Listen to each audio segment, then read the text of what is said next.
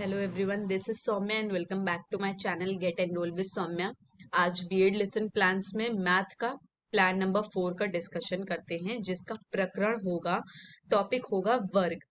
तो पाठ योजना की स्टार्टिंग दिनांक, विषय, प्रकरण, कक्षा, चक्र एवं अवधि लिखकर किया जाता है। प्रकरण आप हमेशा अंडरलाइन करके ही दर्शाएंगे। अब समान उद्देश्य हमें सबसे पहले प्लान पे डिस्कस करना होता है, जो कि हम अपने सब्जेक्ट से रिलेट करते हुए लिखते हैं। तो गणित विषय होने के कारण हम जितने भी समान उद्देश्य लिखेंगे, चाहे वो 4 हो या 5 हो, वो हमको गणित विषय से संबंधित ही लिखने हैं। तो हमने लिखा यहाँ पर कि बच्चों में गणित के प्रति रुचि उत्पन्न करना, गणित के सामान्य नियमों की जानकारी देना, दैनिक जीवन में आने वाली गणितीय समस्याओं को हल करने की क्षमता उत्पन्न करना, बच्चों में तर्क शक्ति एवं निर्णय लेने की क्षमता का विकास करना। विशिष्ट उद्देश्य प्रकरण से संबंधित लिखा जाता है। अब प्रकरण वर्ग होने के कारण हम सारे विशिष्ट उद्देश्य वर्ग से रिलेट करते हुए ही लिखेंगे। तो ज्ञानात्मक में लिखा गया है कि छात्र वर्ग के प्रत्ययों का प्रत्यस्मरण कर सकेंगे। बोधात्मक, छात्र वर्ग से संबंधित प्रश्नों को समझ सकेंगे। विश्लेषणात्मक, छात्र वर्ग के घटकों का विश्लेषण कर सकेंगे। संश्लेषणात्मक, छात्र वर्ग से संबंधित विभिन्न निष्कर्ष निकाल सकेंगे। एवं क्रियात्मक, छात्र दैनिक जीवन में वर्ग से संबंधित ज्ञान का प्रयोग कर सकेंगे। सहायक सामग्री मतलब वो ऑब्जेक्ट्स आपको मेंशन करने हैं जिनका यूज आपने टीचिंग में किया हो। तो वो ऑब्जेक्ट्स हैं चौक, डस्टर, चार्ट, शामपट आदि। फिर पूर्व ज्ञान की बात करें तो पूर्व ज्ञान में लिखा गया है कि बच्चे वर्ग से संबंधित सामान्य जानकारी रखते हैं। प्रस्तावना प्रश्न मतलब इंट्रोडक्टरी क्वेश्चंस हमें बनाने हैं। यहाँ पर इंट्रोडक्टरी क्वेश्चंस ऐसे होंगे कि आपको बच्चे से जो भी उत्तर मिल रहा हो उससे रिलेट करते हुए अपने नए क्वेश्चन का फॉर्मेशन करना है। तो यहाँ पर आपने जब पहला प्रश्न पूछा कि बच्चों आज शाम को आप शाम को क्या क्या करते हो, तो बच्चे ने उत्तर दिया कि हम शाम को टीवी देखना, पढ़ना, खेलना इत्यादि करते हैं। फिर आपने यहीं से रिलेट करते हुए नेक्स्ट क्वेश्चन बनाया कि कौन कौन से खेल खेलते हो, तो हम क्रिकेट, टेनिस, कैरम बोर्ड इत्यादि खेलते हैं।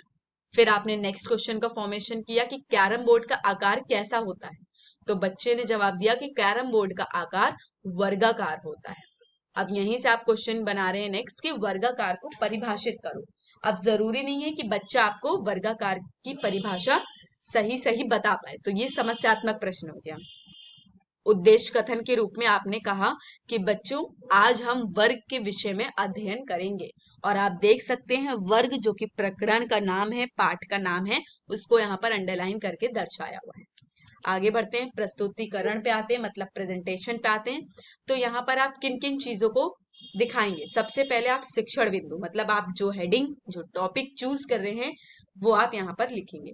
छात्राध्यापिका क्रिया मतलब एज अ टीचर प्यूपिल आपने क्या क्या क्वेश्चन पूछे, क्या क्या स्पष्टीकरण कहा, ये सब चीजें मेंशन होंगी। छात्र प्रतिक्रिया मतलब बच्चों ने क्या प्रश्नों के क्या उत्तर दिए, या जब आपने स्पष्टीकरण किया तो उनका क्या व्यवहार रहा क्लास में, ये मेंशन किया जाता है। नेक्स्ट है शिक्षण विधि, आपने कौन सा मेथड अपनाया अपनी टीचिंग को कंटिन्यू करने के लिए। और फिर लास्ट में आप शामपटकार बोर्ड वर्क दर्शाते हैं कि आपने किन किन डायग्राम्स के थ्रू या किन किन टेक्स्ट को लिखते हुए आपने बच्चों को समझाने का प्रयत्न किया है। तो जब सबसे पहले शिक्षण बिंदु पर आते हैं जो कि है वर्क। किसी भी शिक्षण बिंदु को आप डायरेक्टली एक्सप्लेन नहीं करने लगते हैं, इससे पहले आप बच्चों से एक या दो क्वेश्चन जरूर पुट अप करते हैं। तो आपने पहला क्वेश्चन यहाँ पर पूछा चार्ट में वर्ग की आकृति दिखाते हुए, ये ब्रैकेट में लिख दिया गया कि आपने जो भी क्वेश्चन पूछा वो कैसे पूछा है, चार्ट में आपने वर्ग की आकृति दिखाई। उसके बाद प्रश्न किया कि इस आकृति में कितनी भुजाएं हैं, तो बच्चे जवाब देंगे कि इस आकृति में 4 भुजाएं हैं। इस आकृति को किस नाम से जाना जाता है, तो इस आकृति को वर्ग के नाम से जाना जाता है। ये विधि हो गई प्रश्नीकरण, क्योंकि प्रश्न के दौरान प्रश्न के जरिए ही आपने बच्चों से उत्तर मांगे। अब स्पष्टीकरण की बात करते हैं, तो स्पष्टीकरण के दौरान आपने लिखा या कहा कि वह आकृति जिसके चारों भुजाओं की लंबाई बराबर हो तथा प्रत्येक कोण 90 डिग्री समकोण हो, वर्ग कहलाता है। अब आपके स्पष्टीकरण के दौरान बच्चों की क्या प्रतिक्रिया रही, तो बच्चे ध्यानपूर्वक आपकी चीजों को सुनेंगे व समझेंगे। विधि हो गई व्याख्यान विधि।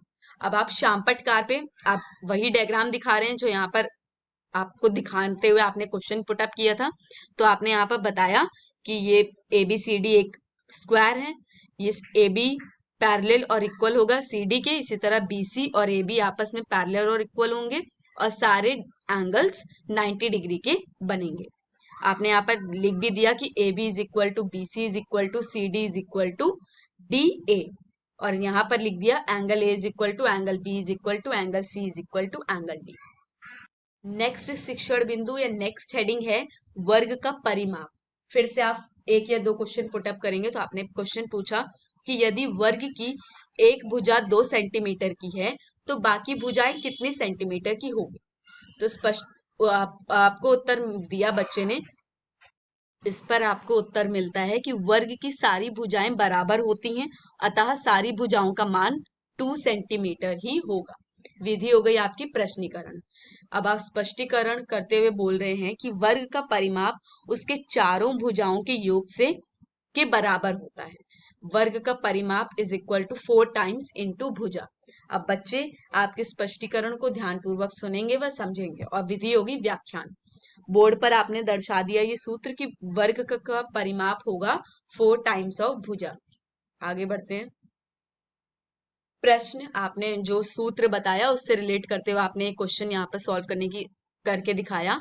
तो प्रश्न है कि यदि वर्ग की भुजा 3 सेंटीमीटर है तो वर्ग का परिमाप ज्ञात करो। अब क्योंकि परिमाप का फॉर्मूला है 4 टाइम्स इंटू भुजा, तो 4 into 3 is equal to 12 centimetre उत्तर हो जाएगा। अब बच्चे ध्यानपूर्वक सुनेंगे व्याख्यान विधि, क्योंकि आप स्पष्टीकरण दे रहे हैं। अब आपने हल बोर्ड पर दिखाया कि ए बी सी डी, आप पूरा डायग्राम के साथ शो करेंगे कि अगर ए बी आपका 3 सेंटीमीटर है तो परिमाप निकालो और फिर फॉर्मूला रखते हुए वैल्यू पुट करते हुए सॉल्यूशन दे देंगे। नेक्स्ट हेडिंग आते हैं वर्ग का क्षेत्रफल। नेक्स्ट हेडिंग है वर्ग का क्षेत्रफल। वर्ग के क्षेत्रफल में फिर से आप स्टार्टिंग में एक या दो क्वेश्चन पुटअप करेंगे। तो पहला क्वेश्चन है कुछ वर्गों की आकृति वाले वस्तु का नाम बताओ। तो यहाँ पर आपको उत्तर मिलता है कि घड़ी, कैरम बोर्ड, लूडो आदि वर्गीय आकार के हैं। और विधि हो गई आपकी प्रश्नीकरण, क्योंकि प्रश्न करते हुए आपने बच्चों से उत्तर मांगे। स्पष्टीकरण के दौरान आपने बताया कि किसी भी ज्यामितीय आकृति का क्षेत्रफल स्थान की वह माप है जो वह आकृति एक समतल पर घेरती है। आपने फॉर्मूला लिख दिया कि वर्ग का क्षेत्रफल इज इक्वल टू भुजा का स्क्वायर, वर्ग का क्षेत्रफल इज इक्वल टू भुजा इंटू भुजा। फिर से आप प्रश्न एक सॉल्व करवाएंगे। यदि वर्ग की भुजा 3 सेंटीमीटर है तो उसका क्षेत्रफल बताओ। वर्ग का क्षेत्रफल का फॉर्मूला पुटअप करके आप सॉल्यूशन प्रोवाइड कर देंगे और बच्चे ध्यानपूर्वक आपकी चीजों को समझेंगे। अब आपको यहाँ पर एक चार्ट शो करना है जिसपे आपने डायग्राम दिखाया है। कौन सा डायग्राम? बिल्कुल वही डायग्राम जो आपने यहाँ पर बोर्ड पर बनाया था। और ये दोनों ही कंडीशंस आपको शो करनी है, क्योंकि वर्ग का आप एक तरह से डिस्क्रिप्शन दे रहे हैं कि वर्ग इस तरह से दिखता है और इसकी ये प्रॉपर्टीज होती हैं कि सारे साइड्स इक्वल होते हैं, सारे एंगल्स इक्वल होते हैं। उसके बाद वर्ग का परिमाप का सूत्र दर्शाया हुआ आपने और वर्ग का क्षेत्रफल का सूत्र दर्शाया हुआ है। अब आपने चार्ट यूज किया है क्लास में, तो आप उसको मिनी चार्ट के फॉर्म में आपको वो यहाँ पर शो करना पड़ेगा शिक्षण विधि के अंतर्गत। और नहीं किया है तो कोई बात नहीं, वैसे आप कर देंगे तो टीचिंग में एक अच्छा इम्पैक्ट पड़ता है, समझ में आता है सामने वाले टीचर को कि इस टीचर प्यूपिल ने यानी आपने मेहनत की है बच्चों को समझाने के लिए, सिर्फ एक फॉर्मेलिटी नहीं की है।